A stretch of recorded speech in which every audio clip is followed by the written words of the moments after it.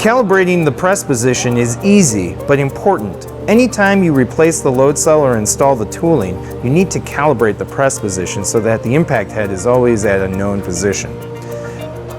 Your system comes with a standardized calibration standard, usually 25 millimeter. It's important to install the calibration standard in the right direction. The right direction is with the 25 millimeter reading sideways. Start by placing the impactor head gently on the calibration standard.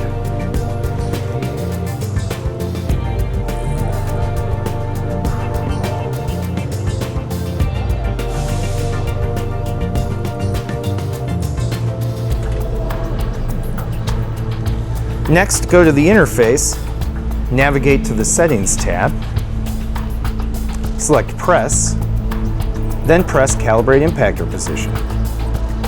That's it. The head position is now known to be at 25 millimeters.